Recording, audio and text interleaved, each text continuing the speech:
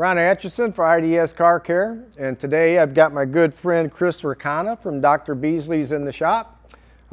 He's here today, going to show me all about the Dr. Beasley's leather care products, the leather cleanser, the leather cream, and protectant. So, Chris, if you'd like to tell the audience about the Dr. Beasley. Appreciate it, Ron. Thank you. So, I mean, the whole goal of the Dr. Beasley's line of leather products is to, really extend the life of your leather, but also keep that kind of OEM, keep that OEM factory finish. So what we want to be able to do is not only clean our leather, but condition our leather, and then finally protect our leather as well.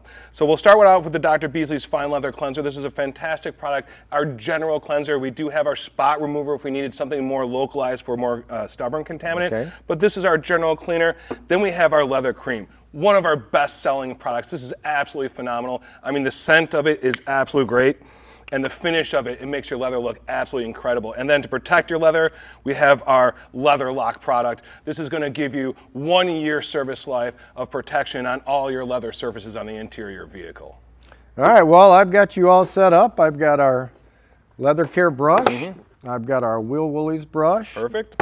Got you a microfiber applicator and Love a it. towel. And I've also got you the perfect candidate, a daily driven Jeep with tan leather. So let's see how good these products work. Let's get in there and check it out. All right, Chris, so as you can see, this Jeep's got tan leather interior that hasn't been cleaned in quite a while. It's it's obviously dirty and it could use a little tender loving care. So what I'm going to do is I'm going to go ahead and put a piece of tape down the center of this so we can show the before and after very easily, and then I'll get out of your way and let you go to work and demonstrate your products.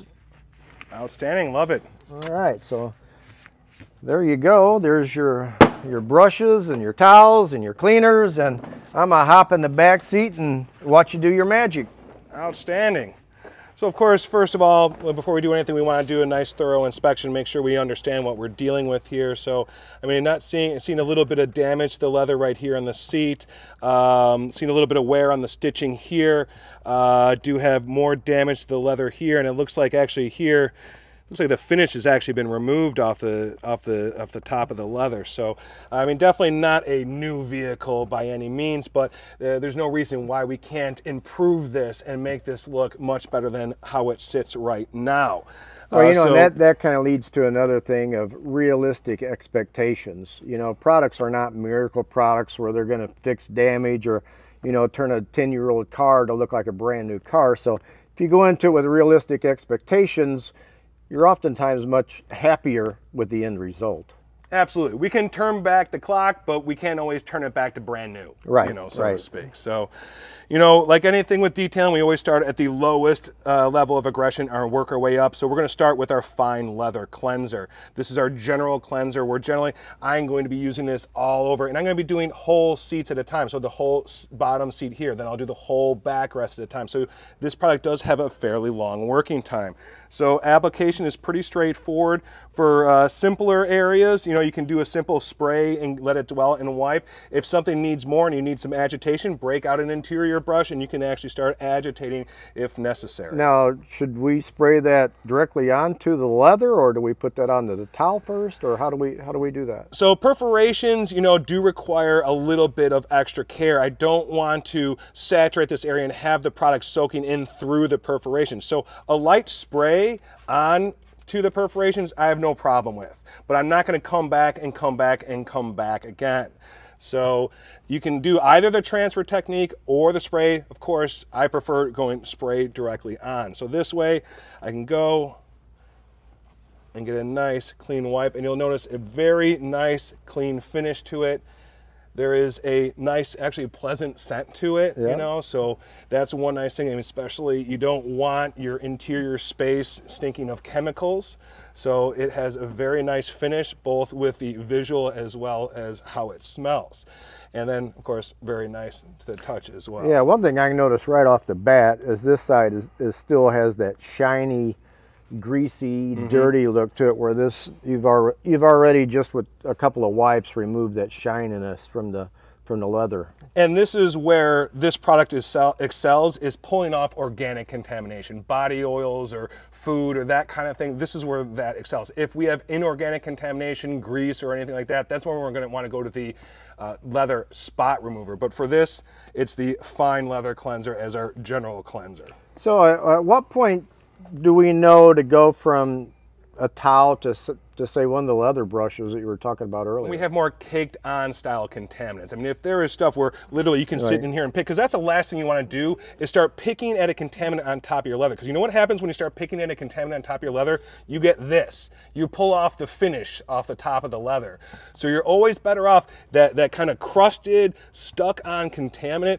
You would want to come back either with this or the spot remover, saturate it, and then use that brush to agitate and remove it. You don't want to sit there and pick and lift it off, because otherwise that's what you're going to end up with. Okay, perfect.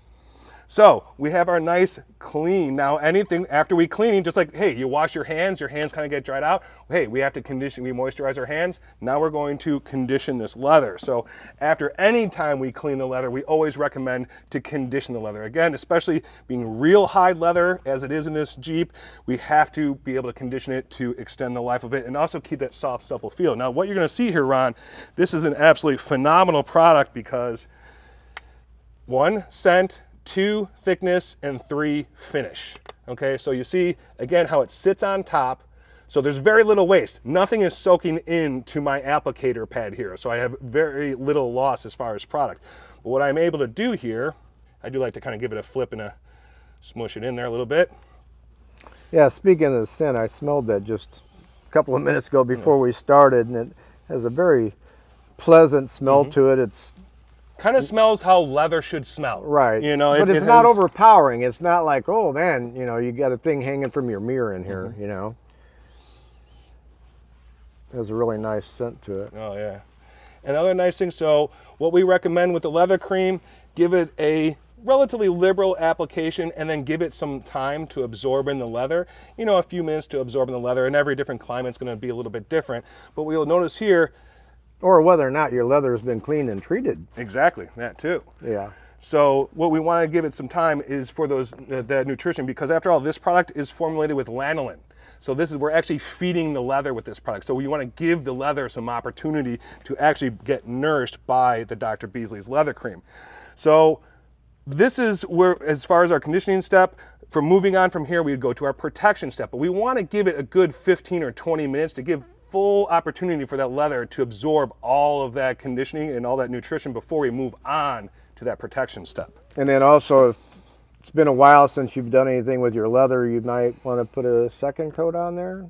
Generally, my recommendation is, and you can even see on this leather here, it could probably use a second treatment, because it absorbed pretty fast here. I'm not feeling any of it on the surface anymore at all. Yeah, you can see it just sucked it right up. So why not? Let's go back and give it a second coat. And I will say one thing just to keep in mind, folks, if you are using the leather cream and you do have perforated seats, to take a big glob like that and go right on the perforations is not the best thing in the world, because then you can get it stuck inside the perforations. So when you are dealing with perforations, I usually either like to start on the sides, or I mix it in like that and then I come back and then I go on top of the perforations.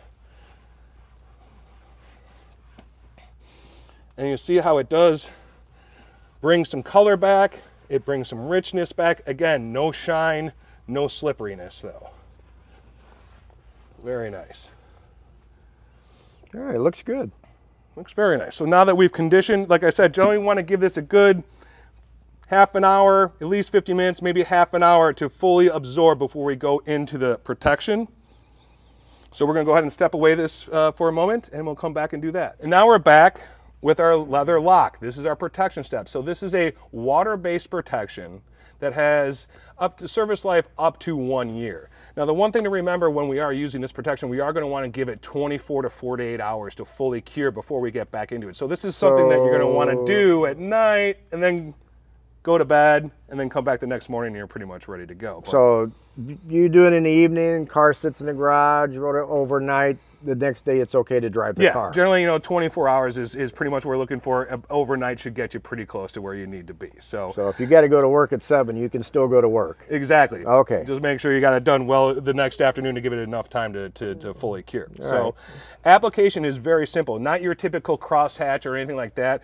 Again, a fairly straightforward So process. this is an actual leather coating. It's not like dressing or whatever. This is a protection here. So this is going to resist body oils. This is going to resist dirt, spills, and all that sort of thing. So UV protection? UV protection as well. So, and again, super simple application. It is a spray on. Again, I want pretty even application. I don't want to necessarily saturate it. I don't want to see it running down, but I want enough there so it has enough to bond to the surface. I'm going to give this some dwell time, usually about, you know, somewhere around 2 to 3 minutes dwell time. And then I'm going to come back and simply wipe it up. So now once you've wiped that all down, you simply let it dry and that's all there is to it. Exactly. And the beautiful thing about this product, imperceivable protection. You're not going to know it's there. Again, the whole signature of the Dr. Beasley's leather line is that it leaves OEM finish. Yeah, this area here, after putting the protectant on, doesn't look any different than it did after you applied the cream to it. Mm-hmm. So and that's the whole idea. Yeah. And the beautiful thing about this protection is also breathable. So even though it's a protection that can last up to 1 year, if I want to come back and condition this in a month or two time, we're able to continue to condition and treat the leather even though it does have that protection on it. Okay. So those look like 3 great leather products. If you'd like to learn any more about Dr. Beasley's, you can go to idscarcare.com and get more information there. If you like this video and you'd like to see more like it, be sure to subscribe and hit that notification bell so that when we do post new videos, you are alerted to them. This is Ron Atchison with Chris Rakana from Dr. Beasley's. Hope you enjoyed the video. Have a great day.